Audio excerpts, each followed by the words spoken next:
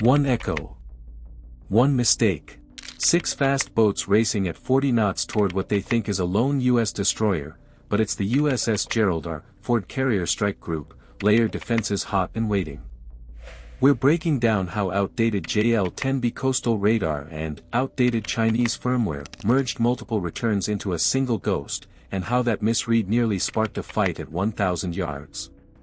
Stay to see the exact moment the Ford CIC set Condition 1, held fire under lock-on, and turned a potential shootout into a masterclass in restraint. Before we move on, I'd like to ask you a small favor.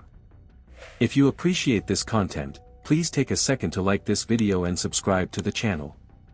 Over 98% of you watch the videos without subscribing. It costs you nothing, but it makes a huge difference to us. So, did you click the subscribe button? Great! Thank you so much. Now, back to the video. Powerful display of American military might and what the Trump administration insists is a counter-drug operation. To new video of the latest U.S. attack on a small boat suspected of transporting drugs. So far, at least 80 people have been killed. World's biggest aircraft carrier, the USS Gerald R. Ford, arrived in the Caribbean Sea. It is now also in striking distance of Venezuela. If one radar return could lie to a commander, what happens when 6 boats bet their lives on it? International waters.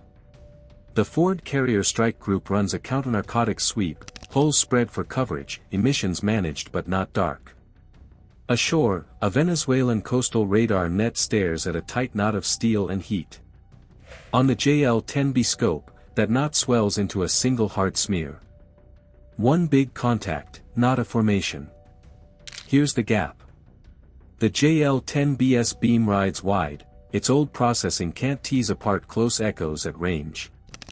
When a carrier, cruiser, and escort sit in a loose line abreast, their returns blend. Side lobes grab sea clutter, wave tops throw false glints, and range bins stack energy into one fat blob.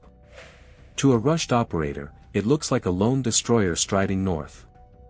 The decision path snaps tight. The console team flags a hostile-sized track, not a group. Duty officers skip up the ladder and greenlight an intercept with what they think matches the target, fast patrol boats, not heavier craft. 6 crews sprint for engines. Guns warm. Radios go terse.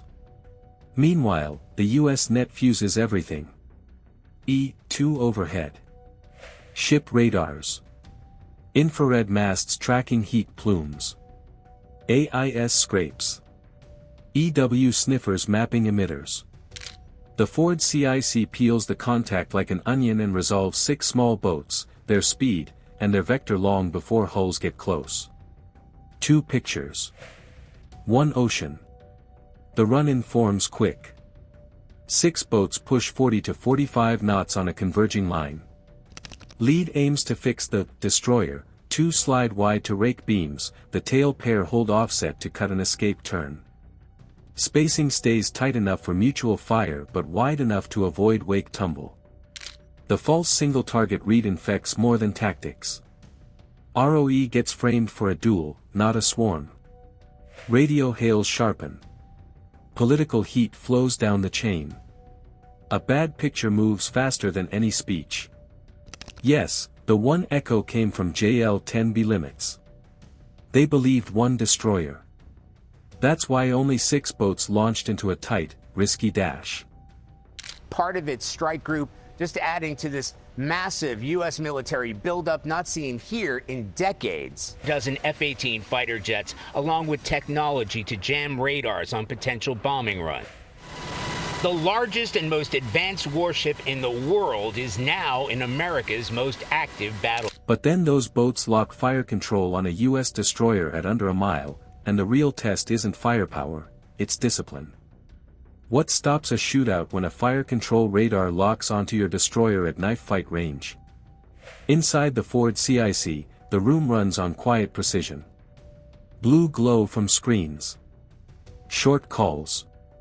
No assumptions. Condition 1 set across the group, and every ship ties into a single picture. The cruiser and 2 destroyers share tracks and voice. One mind, Many hulls. Then pressure spikes. The Venezuelan lead boat surges. A lock tone tags the Hudner. Seaways mounts shift, their eyes slaved. IR cameras bite into the heat plume. The loop tightens. You feel the pull of first fire. The defense ladder rises, one rung at a time. Hails go out. Warnings follow.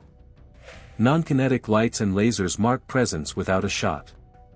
Point defense slews to optimal arcs, radars refine, and comms repeat the same rule: detection, verification, visual confirmation. Second stretch. That's the plan. ROE holds the line. The captain will not shoot unless shot at.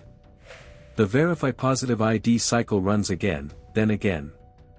The formation slides to keep clear lanes and clean arcs, but not an inch that looks like a lunge. Deconfliction first. Provocation never. Look at the matchup. The boats bring heavy machine guns, light rockets, maybe shoulder-fired missiles. Street fighter tools. The carrier group surrounds itself with a close-in web built to shred swarms at short range. One side has reach, sensors, and angles. The gap is brutal. Range collapses to 1,000 yards. Then 900. One wrong burst snaps a chain, guns speak, missiles rise, aviation dives. That fuse is inches long. Restraint becomes the move.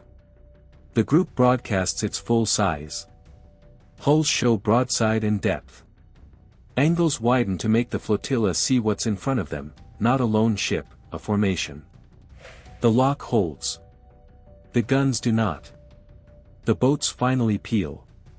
At dawn, the strike group is 60 miles north, back on task. Headlines call it a retreat. The Pentagon answers with imagery and AIS, a measured counter to noise. The lesson isn't a missile count. It's the gap between a ghost on a screen and a real strike group, and the calm that keeps war leashed. The strongest weapon that night wasn't steel. It was a clear picture and the will to wait. Discipline beat heat, and a tight sensor net turned a near miss into a message without a shot fired. So what should Washington do next? Harden the stance, or hold this quiet, disciplined posture? Comment your choice below. If you want more tactical breakdowns that cut through noise, subscribe. In modern seas, perception kills faster than missiles. Train the sensors. Train the decisions. Subscribe and join a community that seeks to understand the realities of modern conflict. Your voice shapes the next brief, and your vote sets the tone.